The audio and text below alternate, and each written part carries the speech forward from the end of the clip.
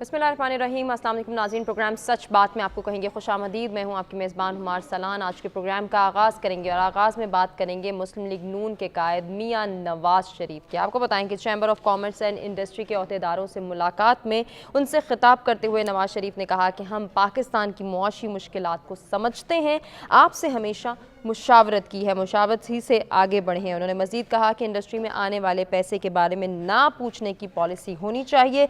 साबिक वज़ीर आज़म का मज़ीद कहना था कि अगर लोग तरक्की मांगते हैं, तालीम और सेहत मांगते हैं तो ये उनका हक है, ये सहूलियात उन्हें मिलनी चाहिए। 2013 से 2017 के दौरान पाकिस्तान दुनिया की 24वीं मईशत बन चुका था। हमने 4 साल डॉलर को 104 पर बांधे रखा। हमारे दौर की तरक्की और पॉलिसी अगर जारी रहती तो आज डॉलर 40 या 50 रुपए का होता। आज पाकिस्तान की करेंसी को मट्टी में मिला दिया गया है। ये जो बातें मियां नवाज शरीफ कर रहे हैं, इन पर मबनी गुफ्तगू के सिलसिले को आगे बढ़ाएंगे। हमारा बुनियादी सवाल भी इसी हवाले से है। और जो उन्होंने कहा कि इंडस्ट्री में आने वाले पैसे के बारे में ना पूछने की पॉलिसी होनी चाहिए, आया ये बात मुमकिन है या नहीं, इसके क्या कॉन्सिक्वेंसेस हो सकते हैं, उन पर जो है वो गुफ्तगू करेंगे। जो मेहमान हमारे साथ मौजूद हैं, तारुफ कराते हैं, गुफ्तगू का बाकायदा आगाज़ करते हैं। लॉ एक्सपर्ट आरिफ चौधरी साहब हमारे साथ मौजूद हैं, सर खुशामदीद कहना चाहेंगे। कुछ ही देर में हमें ज्वाइन करेंगे चेयरमैन तहरीक जवानाने पाकिस्तान अब्दुल्ला गुल साहब और सीनियर एनालिस्ट नुसरत मिर्ज़ा साहब। आरिफ चौधरी साहब, गुफ्तगू का आगाज़ मैं आपसे करना चाहूँगी। सर, ये जो बुनियादी सवाल हमारा है, जिस हवाले से नवाज शरीफ साहब बात कर रहे हैं कि इंडस्ट्री में आने वाले पैसे के हवाले से ना पूछने की पॉलिसी होनी चाहिए, सर आप इस बात को किस नज़र से देखते हैं? बहुत शुक्रिया।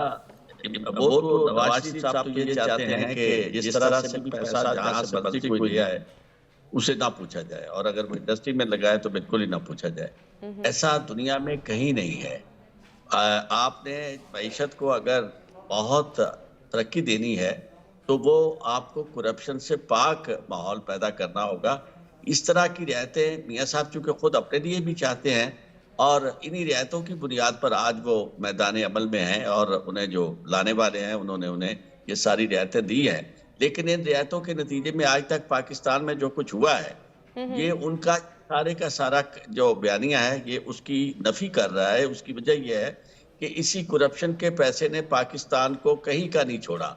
और पूरी दुनिया के अंदर जब आप एक दफा हलाल की कमाई की बजाय हराम उसमें शामिल कर देते हैं तो उससे कभी ना बरकत आती है, ना मईशत आगे बढ़ सकती है। और बाकी बात रही मियाँ साहब की, इस वक्त वो अपने आप को बतौर प्राइम मिनिस्टर के रख रहे हैं और इस सारे अमल में भूल जाते हैं कि ये पिछले दिनों में सिर्फ 3.5 साल हुकूमत रही तहरीके इंसाफ की, और सारा जितनी भी हुकूमत रही वो इनकी रही, मियाँ साहब की रही। और माजी में आज भी इनकी हुकूमत है, इससे पहले भी इनकी हुकूमत कायम थी। और इस सारे मामले में आप देखें कि कहाँ इंडस्ट्री लगी, कहाँ पैसा लगा, कहाँ तरक्की हुई। और लेकिन अब मामला ये है कि हर चीज जो भी बुराई है या जो भी परेशानी है उसका मलबा इन्होंने डालना है तो तरीके इंसाफ पे डालना है, और बाकी कोई जिम्मेदारी के लेने के लिए तैयार नहीं है। तो मैं तो उनकी इस बात से एग्री नहीं करता। पाकिस्तान को ऑनेस्ट मईशत की जरूरत है और पाकिस्तान को ऑनेस्ट इंतखाबात की जरूरत है, सही मानों में दयानतदारी की पर मबनी। अच्छा आरिफ चौधरी साहब, एक जानिब और मैं इशारा करना चाहूंगी। मियां नवाज शरीफ कह रहे हैं कि हमारे दौर की तरक्की और पॉलिसी अगर जारी रहती तो आज डॉलर 40 या 50 रुपए का होता। आप समझते हैं बात दुरुस्त है?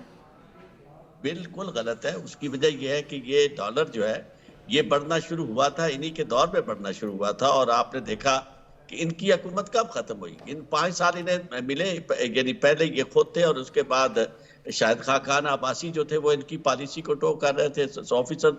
वो मुस्लिम लीग नून की हुकूमत थी, और उसके बाद जो आने वाली हुकूमत थी जो PDM की थी उसकी सरबराही जो थी वो भी मुस्लिम लीग नून के पास थी। और हर चीज की जिम्मेदारी लेने की बजाय आप देखें ना कि अगर इनके पास कोई नुस्खा था कीमिया जिससे पाकिस्तान तरक्की कर सकता था तो अपने भाई को वो नुस्खा क्यों नहीं बताया। और पूरी की पूरी वही टीम है, वही इसहाक डार है, वही अच्छा शहबाज सर, ये जो शरीफ आप है। बात करें, मैं चाहूंगी दीगर मेहमानों की जानिब हम यही सवाल थ्रो करें। नुसरत मिर्जा साहब क्या कहना चाहेंगे? जैसे अभी आरिफ चौधरी साहब ये कह रहे हैं कि अगर नवाज शरीफ साहब के पास कोई नुस्खा कीमिया था तो उन्होंने अपने भाई को क्यों नहीं बताया? जब 16 माह उनकी हुकूमत रही तो उन्होंने ये तब शेयर क्यों नहीं किया? आज वो कह रहे हैं कि हमारे दौर की तरक्की अगर जारी रहती तो डॉलर 40 या 50 रुपए का होता। देखिए ये बात तो बिल्कुल गलत है कि वो डॉलर 40-50 का होता, क्योंकि सारी दुनिया के अंदर एक तो ये जो महंगाई है, ये इन्फ्लेशन है, ये सारी दुनिया में है, तो ऐसा मुमकिन नहीं है। वो इंडिया में भी बढ़ा है, चाइना में बढ़ा है, रशिया में बढ़ा है, हर उस जगह बना है, तो ये बात तो उनकी गलत है।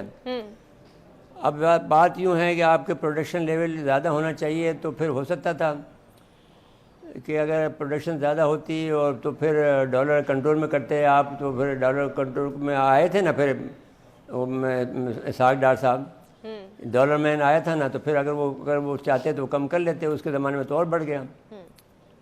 तो ये बात तो गलत कह रहे हैं। अलबत्ता ये बात अपनी जगह पर वो ठीक कह रहे हैं कि भाई एक तो एटमी धमाके की वो क्रेडिट ले रहे हैं, तो सही है। ठीक। और जब हम इनके मुशीर थे तो हमें याद है कि उस वक्त $5 बिलियन कर्जा था। 98 की बात हम कर रहे हैं। जी जी। तो ये $5 बिलियन लेने के लिए हम ये रोज़ाना इनके यहाँ जाते थे, 5 दिन तक गए, 5-6 दिन तक। जो हमारे जो अब फेडरल जो चैम्बर ऑफ कॉमर्स था, फेडरेशन का था, तो पूरे मुल्क का था, वो 5 बिलियन देने को तैयार नहीं थे। और वो जब इन्होंने अपना फ्लोट किया तो आपको मालूम है कि 250 मिलियन मिले थे इनको। तो ये बात तो वो गलत कह रहे हैं, लेकिन हाँ एटमी धमाका उन्होंने किया, उसकी सज़ा इनको मिली, लेकिन ये जाकर उन्होंने फिर माफ़ी मांगी तो ये अपनी ज़िंदगी से बच गए, वरना तो फिर ये मुमकिन था कि वो भुट्टो साहब वाला इनका हाल होता। अब वो जो बातें कर रहे हैं वो उस ज़माने में, अब दरिया रावी के नीचे से बहुत सा पुल के नीचे से पानी गुजर चुका है, इनके बस की बात बिल्कुल नहीं है और ये नहीं संभाला दे सकते हैं। अब जो बात ये कर रहे हैं, इन्होंने डॉलर को भी आज़ाद किया था कि पहले ये होता था कि डॉलर कंट्रोल होता था और हर उस आदमी को मिलता था जो कि ज़रूरतमंद होता था, वो बाकायदा तहकीक होकर फिर डॉलर मिलता था। मैं जब बाहर गया हूँ, इटली में गया हूँ, मैंने 1974 में, तो मुझे $100 मिले थे, मेरे पासपोर्ट पर लिखे गए थे। और पासपोर्ट फिर हर एक को इशू नहीं होता था, और बहुत मुश्किल से इशू होता था कि जो ज़रूरतमंद होता था उसी को दिए जाते थे। जी जी। फिर इनके ज़माने में ये हुआ कि डॉलर को बाहर ले जाना आम कर दिया गया, तो जब डॉलर बाहर जाने लगा तो अब भी बाहर जा रहा है। तो डॉलर को अगर आपको जाने से रोकना चाहते हैं तो पैसा तो पाकिस्तान में बहुत है। 100 बिलियन डॉलर कोई चीज़ नहीं रखता है, ये आपको एक शहर से मिल जाएगा।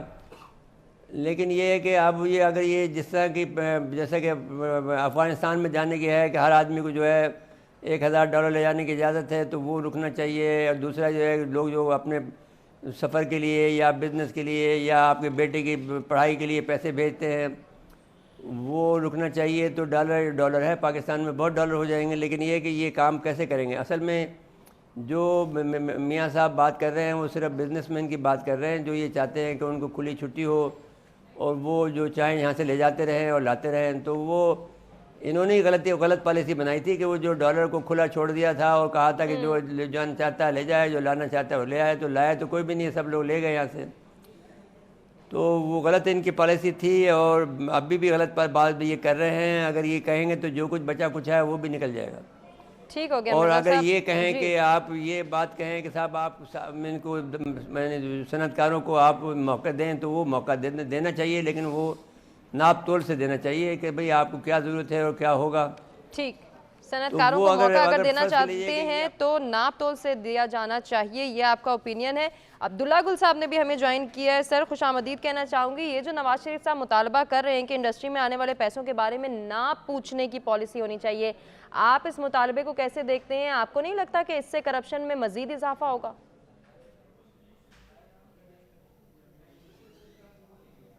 में तो इजाफा हो चुका जितना होना था और अभी मजीद भी होगा। जाहिर है हर बार हम जब आते हैं तो हम यही पिछली हुकूमत को याद करते हैं। हमने वो भी वक्त देखा जब पाकिस्तान में बिजली नहीं थी बिल्कुल भी, तो फिर उस वक्त के दौर को बहुत ही शाह दौर कहा गया और लोग जो है पता नहीं तरह तरह के अलकाबात से नवाजते थे। लेकिन फिर जब वो दौर खत्म हुआ तो उसके बाद जब नया दौर आया तो लोग उसको याद करने लग गए। तो ये हमारे यहाँ एक आदत बन गई है। लेकिन दूसरी तरफ जो है, अगर आप डॉलर के हवाले से बात करें, सबसे बड़ी बात यह है कि हमें डॉलर से हट के भी जो है वो सोचना चाहिए। दुनिया जो है और ये जो ईस्टर्न ब्लॉक है जिसके अंदर हम रह रहे हैं, चीन के साथ हमारी तिजारत है, चीन के साथ हमारे स्ट्रेटेजिक लेवल के ताल्लुकात हैं, मुआशी उनके साथ हमारा बेल्ट एंड रोड इनिशिएटिव चल रहा है और वो ब्रिक्स बैंक की तरफ जा रहे हैं। अब वो ब्रिक्स बैंक के अंदर पाकिस्तान जो है वो कहीं नजर नहीं आता। दूसरी बात यह है कि हमें अब बार्टर ट्रेड की तरफ जाना चाहिए, ना कि डॉलर की तरफ, क्योंकि डॉलर जो है वो किसी का सगा नहीं है। और दूसरी बात यह है कि डॉलर से हमारी मईशत को जो है पहले ही बहुत नुकसान हो चुका। डॉलर जो है एक पेपर करेंसी है जिसको पूरी दुनिया के अंदर सबसे बड़ी बात यह है कि कहीं भी अगर आपको जाली डॉलर पकड़ा जाता है तो वो जाली dollar state bank of America जो है वो उसको ओन कर लेता है। यही डॉलर का सबसे बड़ा इस्तेहकाम की बुनियाद है। अब यहाँ देखें, आप डॉलर को रोकेंगे या कुछ करेंगे, आप एक स्टेट बन के पॉलिसी बनाएं और पॉलिसी के ऊपर पहरा दें।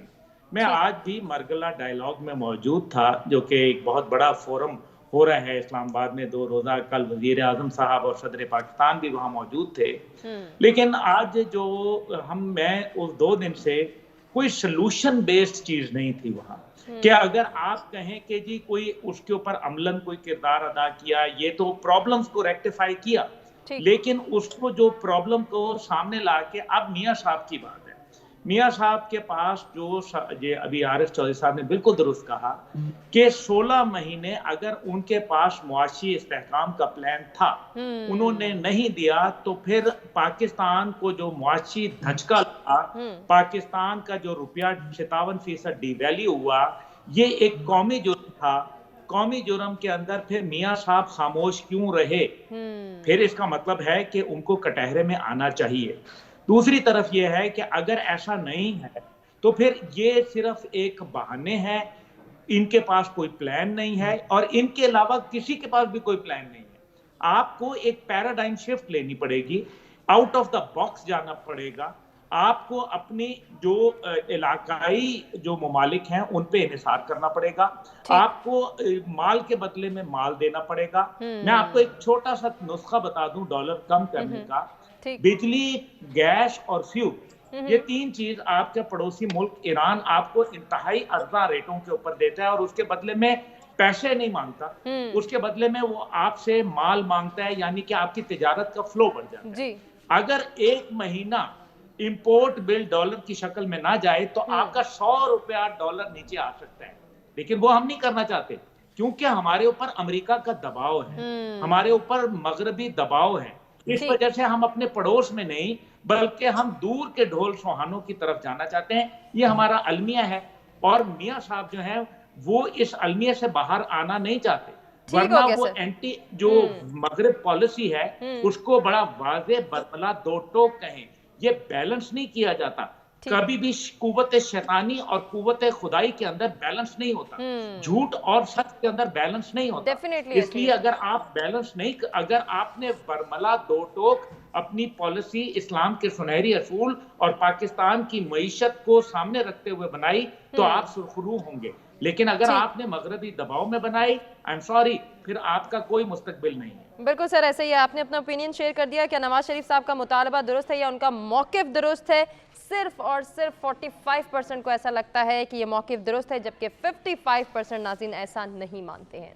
एक ब्रेक के जाने बढ़ें, stay with us. Welcome back नाज़रीन, प्रोग्राम में आपको एक मरतबा फिर से कहेंगे खुशामदीद। बढ़ेंगे एक और टॉपिक की जानिब। आपको बताएं कि इस्लामाबाद हाई कोर्ट ने साइफर केस का ट्रायल 4 हफ्तों में मुकम्मल करने का हुक्म दे दिया है। अदालती फैसले में कहा गया है कि सिक्योरिटी मद्देनजर रखते हुए ज़्यादा से ज़्यादा अफराद को अदालती कार्रवाई देखने को यकीनी बनाएं, जेल हुक्म यकीनी बनाएं, मुल्जिमान की इज्जत और वक़ार पर कोई हर्फ ना आए। अदालत का कहना है कि फैमिली इससे कबल सिक्योरिटी खदशात का इजहार कर चुकी है। हर समात पर जेल से अदालत लाना चेयरमैन PTI के लिए सिक्योरिटी खदशात पैदा कर सकते हैं। नुसरत मिर्जा साहब, क्या कहना चाहेंगे? ये जो फैसला सामने आया है, इस्लामाबाद हाई कोर्ट ने साइफर केस का ट्रायल 4 हफ्तों में मुकम्मल करने का हुक्म दे दिया है, आपको नहीं लगता PTI के लिए इलेक्शन से कबल मजीद मुश्किलात पैदा हो सकती हैं इस फैसले के बाद? देखिए, मुश्किलात तो अब पैदा की जा रही हैं, वो तो उसमें तो कोई बात ढकी छुपी बात नहीं है। अब वो जो कह रहे हैं कि साहब वो बड़े लीडर हैं और उनका गिरफ्तारी जो है वो हम सब लोगों के हम जो यकीनी बनाएंगे कि ज़्यादा से ज़्यादा लोग देख सकें। तो वो तो ट्रायल है, आपने उसकी शाह महमूद कुरैशी की ज़मानत भी मनसूख कर दी, वो मैंने एक्सेप्ट नहीं की ज़मानत भी। दूसरी बात ये है कि ये जो केस है बज़ात ख़ुद ये साइफ़र केस हमारे लिहाज से तो बनता नहीं है। ठीक, इसलिए कि इंटरसेप्ट एक जो अखबार एक अखबार है, बड़ी मुश्किल हालात में है, वो चंदे मांगता रहता है। उसमें ये स्टोरी सारी छाप दी है कि ये बात कही गई थी। इसमें अब कोई साइफ़र केस में बनता नहीं है, इसलिए कि सारी दुनिया को मालूम है, तमाम अखबारात ने लिख दिया है, इसकी तस्दीक कर दी है कि there was a clear cut threat कि वो आप इसको हुकूमत को ख़त्म करें, तो फिर हम आपके साथ में बेहतर तय हम कर सकते हैं।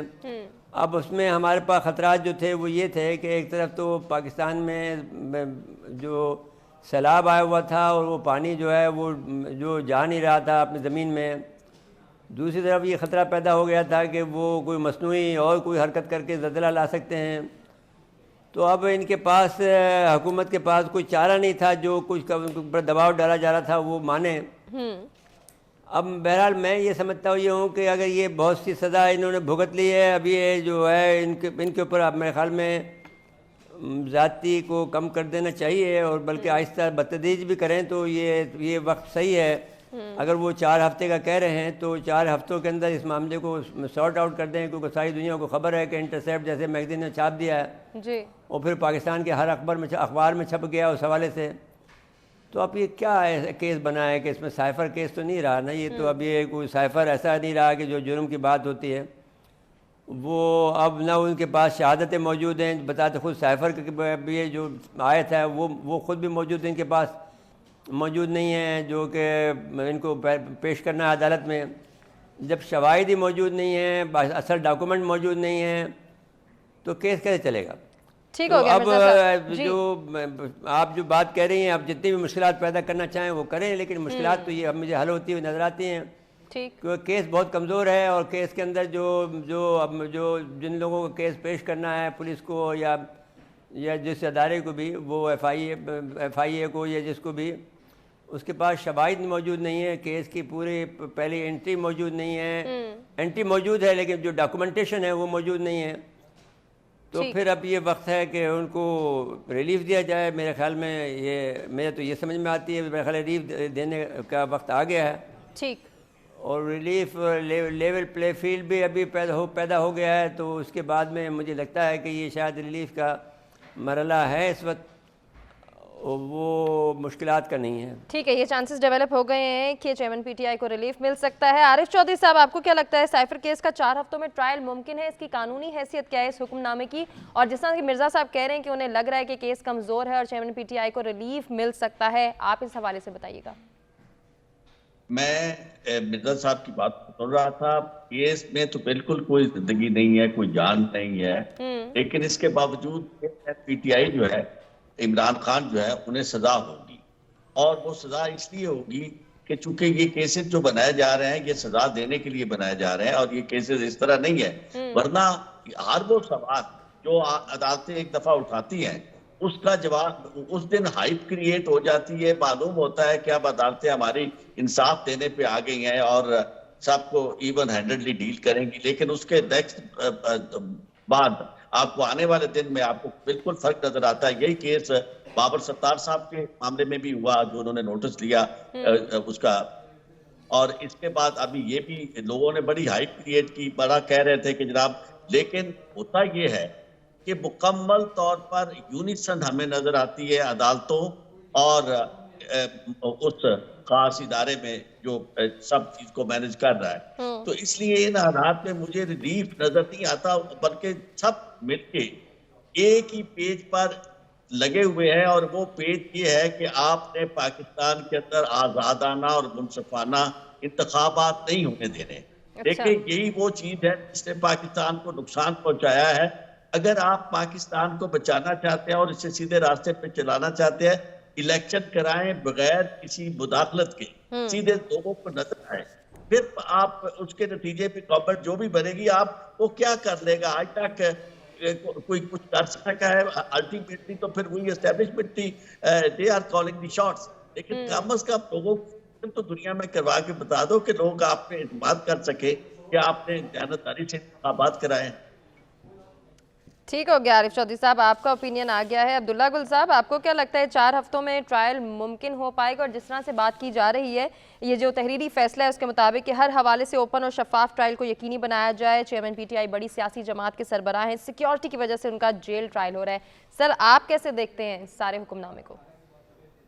देखिए, बात यह है कि 9 मई के वाक़यात बहरहाल एक ऐसे हैं जो कि कौम के ऊपर एक गहरा दाग हैं, और ये पाकिस्तान की तारीख में और बल्कि दुनिया के कई ममालिक की तारीख में शायद पहला ही वाक़या है। लेकिन बहरहाल ये अब हो गया है, और इसके अंदर जो भी इसके अंदर फॉरेन फोर्सेस की अगर कोई शमूलियत है, या कोई मगरबी हाथ हैं, या फिर कोई दुश्मनान पाकिस्तान की तरफ से डोरें हिलाई गई हैं, या जो भी है, लेकिन बहरहाल ये वाक़या हुआ है और इसकी तहकीकात होनी चाहिए। इसके अंदर किसी भी केस को या इलेक्शन को पहले से हम मुतनाज़ा नहीं बना सकते।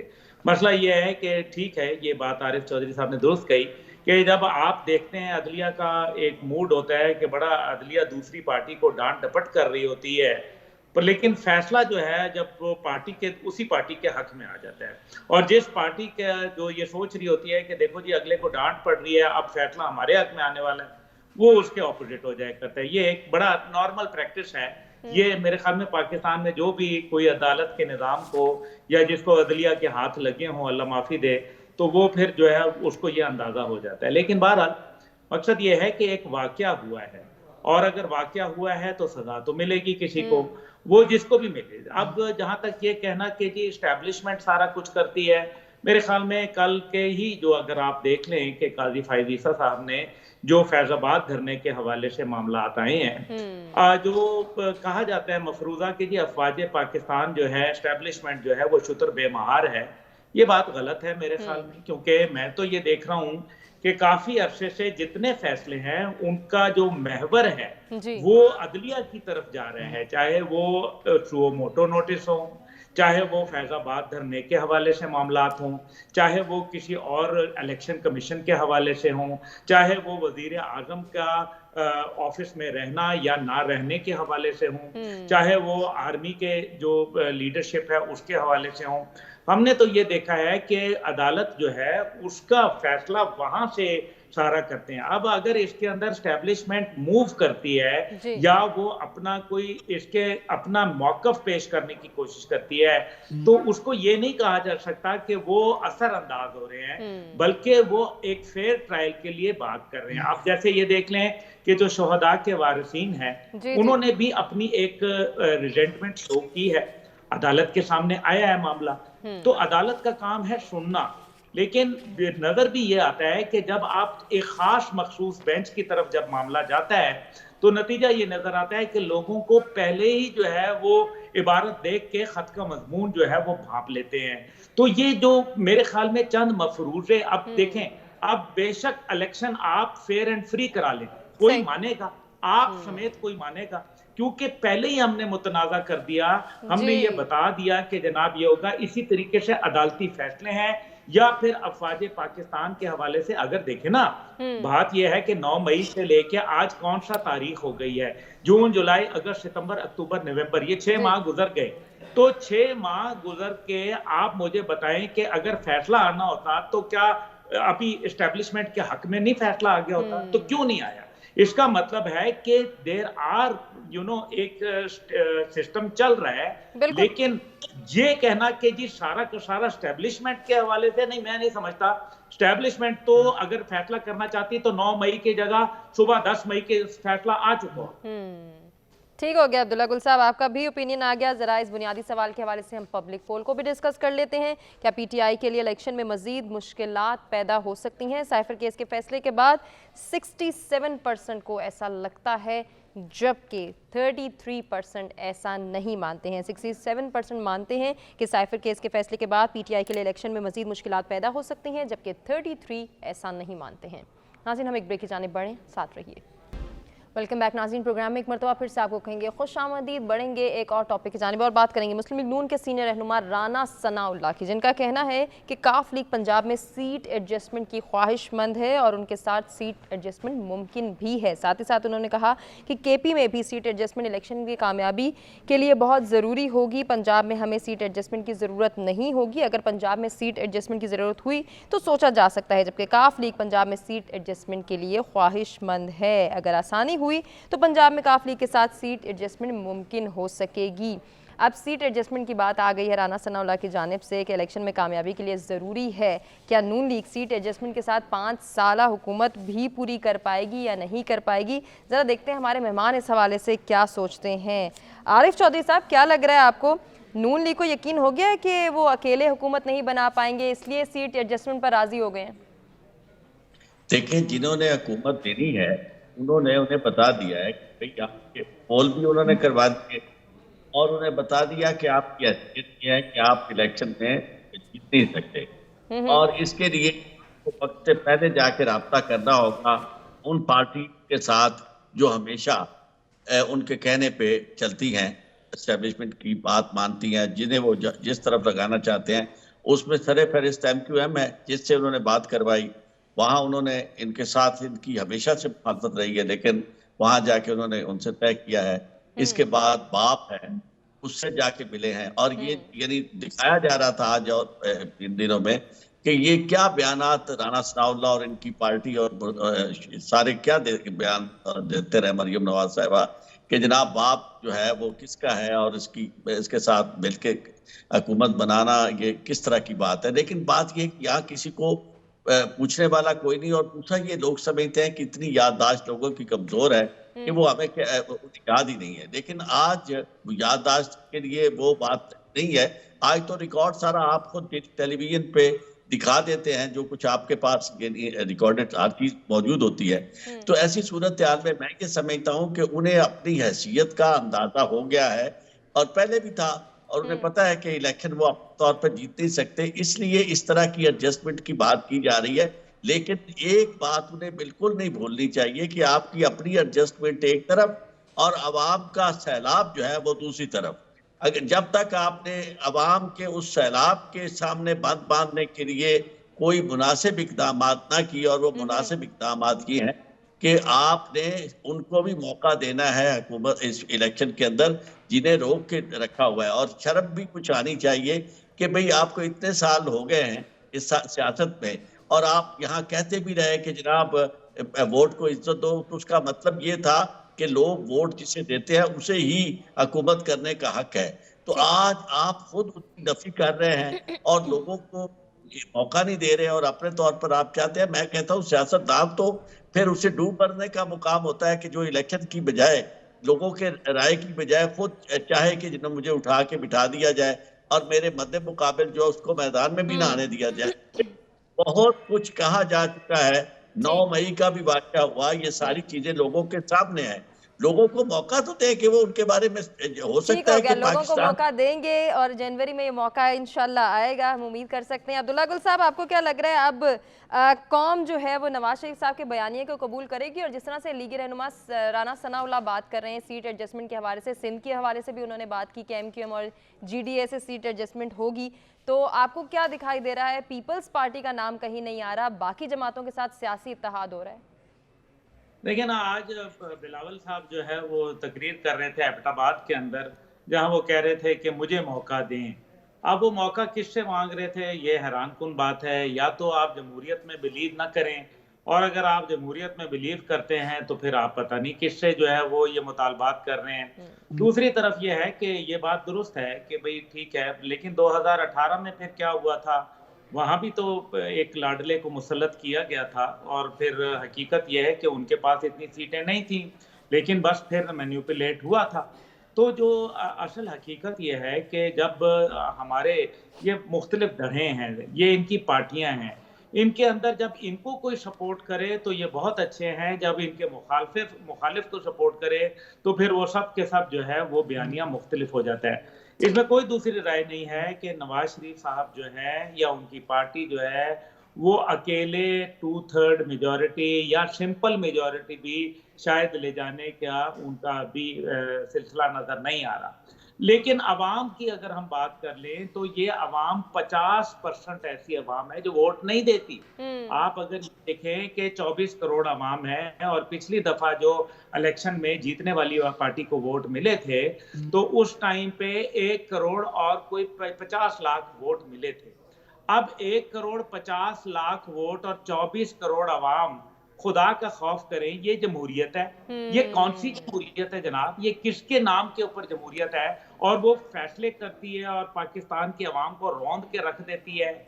नतीजा ये निकलता है कि अवाम के अंदर इनकी पज़ीराई गिरती जा रही है और इस सिस्टम के खिलाफ बगावत बढ़ती जा रही है। लेकिन ये भी हकीकत है कि पाकिस्तानी कौम जो है वो अगर बाहर निकलना होता तो उनके लीडर की जब गिरफ्तारी हुई थी तो बाहर निकलते, तब पता चलता कि वाकई वो निकले। लेकिन इससे ये साबित एक करने का मकसद ये बताने का ये था कि जब आप वोट पड़ेंगे तो फिर वो लोग कहेंगे है तो सारा ठीक है जी, फिर क्या हम क्या करें, हमारी बरादरी का है, सही। नाना ने कहा था, अब्बा जी उनके साथ खड़े हैं, वो तो फिर उनके टिकट पे यहाँ सियासत शुरू हो जाती है। नतीजा ये निकलता है कि हम चढ़ते सूरज की पूजा करते हैं, हम क्यों नहीं मान लेते। ठीक हो गया सर, आपने बड़ी अच्छी बात की है, इसको हम कंटिन्यू करेंगे। मिर्जा साहब, आप वाइंड अप कैसे करेंगे इस बात को? क्या नून लीग सीट एडजस्टमेंट के साथ 5 साल हुकूमत कर पाएगी?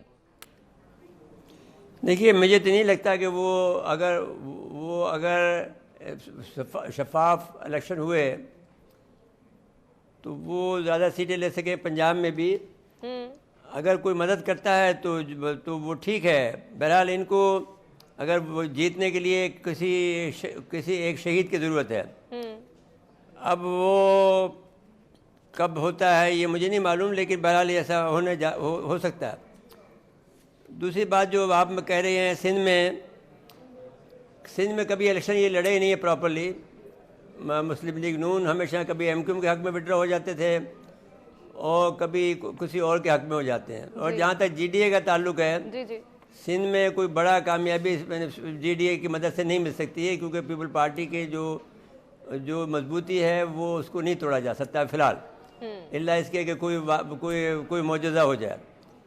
जहाँ तक बाप का ताल्लुक है तो ये एमक्यूएम की सीटें भी इतनी नहीं मिल सकेंगी जितना कि पहले मिलती रही हैं। अब उसकी भी तकसीम मौजूद है, वहाँ से भी पीपल पार्टी काफ़ी सिंध कराची से भी सीटें निकाल लेगी जी। अब पंजाब में उनको मुश्किलात का सामना है पीपल पार्टी को, और वहाँ पर ये लोग कहते हैं कि ऐन मुमकिन है कि ये लोग शायद आखिर में ये कहें कि हम जो है पीटीआई से मुआहदा कर लें और आगे वो कहें कि साहब ये बजाय पीपल पार्टी के अगर हमें आप सपोर्ट कर दें तो हम शायद कामयाब हो जाएं। और उसमें कोई ठीक है मिर्जा साहब, आपका ओपिनियन आ गया। पब्लिक पोल को डिस्कस कर लेते हैं। क्या नून लीग सीट एडजस्टमेंट के साथ 5 साल हुकूमत कर पाएगी? सिर्फ 17% को ऐसा लगता है, जबकि 83% ऐसा नहीं मानते हैं। अपने तमाम मेहमानों का शुक्रिया अदा करना चाहेंगे जिन्होंने अपने कीमती वक्त और कीमती तज्जिए से आगाह किया। नाज़रीन, आपसे इजाज़त लेंगे। अल्लाह निगहबान।